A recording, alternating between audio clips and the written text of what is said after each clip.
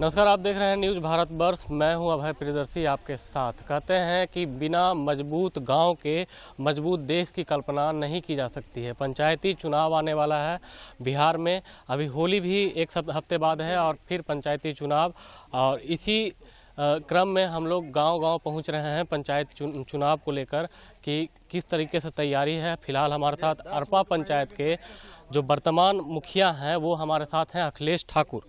सबसे पहले मुखिया पति हैं, माफ़ कीजिएगा, गांव में मुखिया पति एक ओहदा आजकल हो गया है। तो हमारे साथ अखिलेश ठाकुर जी हैं बात करने के लिए। सबसे पहले इस बार फिर मुखिया चुनाव लड़ रहे हैं जी। अच्छा, ये बताइए क्यों लड़ रहे हैं, दोबारा चुनाव लड़ रहे हैं, इसका कारण बताइए। सबसे पहले छोटा क्वेश्चन है और कहें कि न्यून क्वेश्चन है, लेकिन अपने आप में बहुत सारे जवाब ये पिरोए रहा है। तो क्यों लड़ रहे हैं मुखिया का चुनाव? इसलिए लड़ रहा हूँ कि जो 5 वर्ष का जो कार्यकाल था उसको जनता से मिलकर मुझे अच्छा लाभ मिला। उसके साथ साथ जो हमारे पास विकास के लिए आए थे, चाहे नल जल योजना हो, नली गली योजना हो, पेंशन हो, इंदिरा आवास हो, प्रधानमंत्री आवास हो, ये सारी चीज़ हम एक स्टैंड माने गार्जियन बन के खड़ा होकर हम काम करने का काम किया।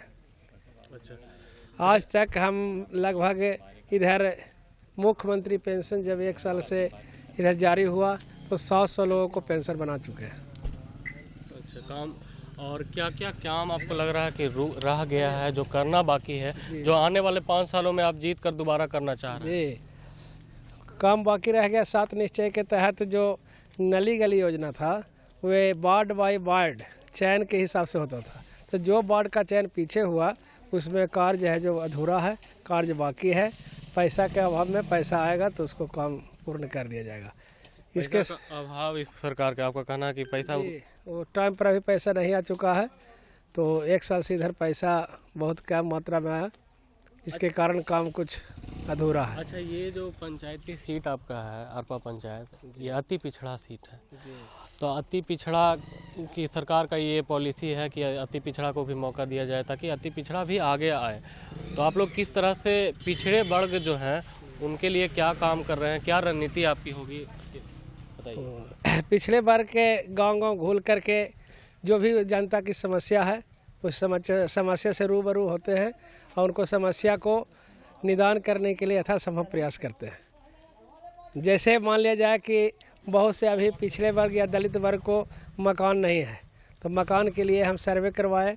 सर्वे के अनुसार से लगभग 800 लोगों का नाम लिस्ट में आया है, वो जिसको प्राथमिकता के आधार पर, जिनको अभी भी दलित पिछड़ा को जो मिट्टी का मकान है उसको प्राथमिकता के आधार पर उनको बनाने का प्रयास कर रहे हैं। अच्छा, ये बताइए, इन दिनों ये देखा जाता है कि गाँववासी जो बहुत लोग हैं पलायन कर रहे हैं शहरों की ओर, जो गरीब तबके के हैं, काम काज नहीं मिलने के कारण, उनके लिए सरकार की क्या योजनाएं हैं? आपको सुझाव कुछ जो लोगों तक उनको फ़ायदा मिले, उसके लिए क्या कुछ आपकी रणनीति होगी, या फिर कहें कि क्या कुछ आप सोच रहे हैं कि ये होना चाहिए ताकि पलायन जो है वो रुके? जी, उसके लिए हमारे पास तो रोज़गार गारंटी योजना है।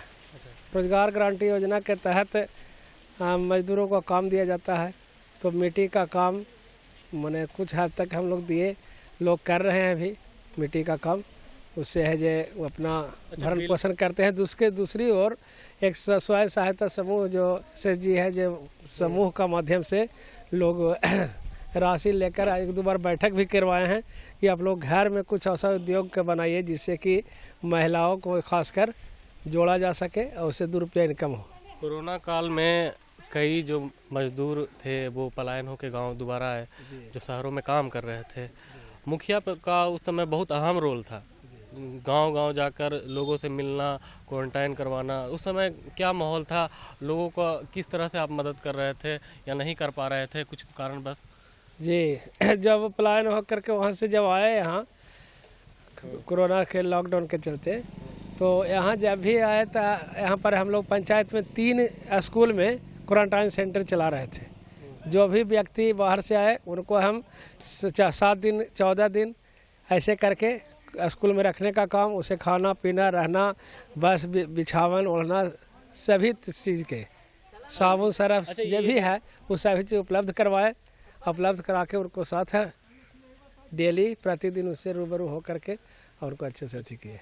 अच्छा, अब तो चुनाव, अभी नॉमिनेशन का तिथि भी नहीं आया, फिर भी तैयारियां तो अभी हो रही होगी, तो आपकी भी तैयारी होगी, जनसंपर्क कुछ ना कुछ कर रहे होंगे, कैसा रिस्पांस मिल रहा है? इस बार भी आपके साथ है जनता इस बार क्या? जी हाँ, ज़बर से और ज़्यादा जनता मेरे पास साथ है और रिस्पांस अच्छा मिल रहा है, क्योंकि हम सभी जनता से एक ऐसे विचारधारा मिला के चलते हैं जो कि किसी को बनाने का काम करते हैं, बिगाड़ने का काम नहीं करते हैं। जहाँ तक सुझाव देते हैं, सुझाव करके आगे कैसे बढ़ना चाहिए ऐसे हम प्रयास करते हैं।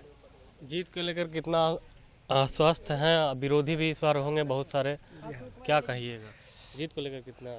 जीत के लिए हम आश्वस्त हैं, इसलिए हम जनता के साथ कोई ऐसा व्यवहार नहीं किए जिसके कारण हमसे कोई छूट जाता है। मेरे साथ सभी जनता साथ है। कुछ कुछ काम जो बाकी है उसके लिए आया है, तो उसके लिए प्रयास आया है, तो हम लोग प्रयास करने के लिए उसका आश्वासन देते हैं कि प्रयास करके उन्हें काम को पूर्ण कर दिया जाएगा।